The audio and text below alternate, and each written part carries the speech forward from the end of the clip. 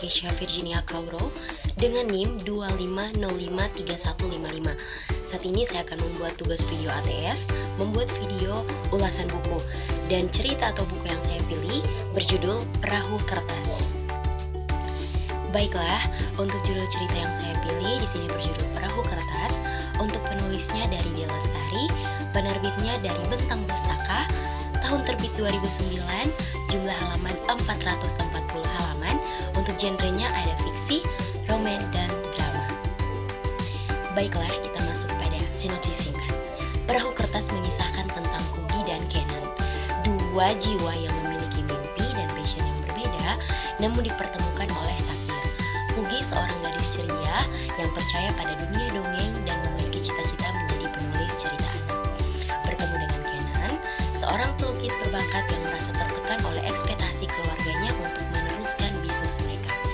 Keduanya menjalin hubungan persahabatan yang unik dan penuh warna. Kugi dengan imajinasinya yang liar membawa keceriaan dalam hidup Kenan yang kelabu. Sementara Kenan dengan ketenangannya menjadi tempat Kugi berbagi mimpi-mimpinya.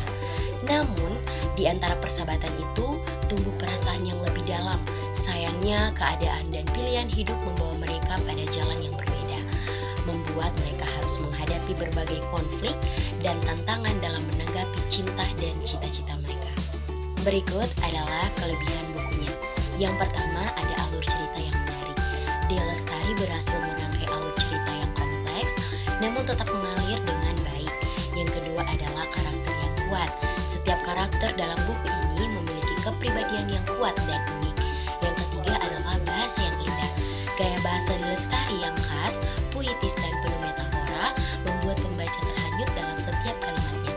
Deskripsi-deskripsi yang detail mampu menghidupkan suasana dan emosi dalam cerita. Berikutnya yaitu kekurangan buku Perahu Kertas. Perahu Kertas memiliki dua kekurangan. Yang pertama, beberapa bagian terasa lambat. Beberapa pembaca mungkin merasa bahwa beberapa bagian dalam cerita terasa lambat dan bertele-tele. Yang kedua, akhir cerita yang menggantung. Meskipun memberikan kesan yang kuat, akhir cerita Perahu Kertas dianggap menggantung oleh sebagian pembaca. Ada banyak alasan mengapa orang harus membaca buku Perahu Kertas. Yang pertama, inspirasi untuk mengejar mimpi. Buku ini memberikan motivasi untuk berani mengejar mimpi dan passion. Meskipun menghadapi berbagai rintangan, kisah Kugi dan Kenan menunjukkan bahwa penting untuk tetap setia pada diri sendiri dan tidak takut untuk mengambil jalan yang berbeda dari orang lain. Yang kedua adalah refleksi tentang persahabatan. Perahu Kertas menggambarkan arti penting persahabatan yang tulus dan saling mendukung. Hubungan antara Kugi, Noni, dan Eko serta antara Kenan dan Remi menunjukkan bagaimana persahabatan dapat memberikan kekuatan dan kebahagiaan dalam hidup. Dan yang ketiga, pemahaman tentang cinta dan hubungan. Buku ini mengeksplorasi berbagai aspek cinta, termasuk cinta pertama, cinta yang terhalang oleh keadaan, dan cinta yang membutuhkan pengorbanan. Pembaca dapat belajar tentang komunikasi, kepercayaan, dan kesetiaan dalam sebuah hubungan. Dan yang terakhir adalah pesan keseluruhan dari Perahu Kertas.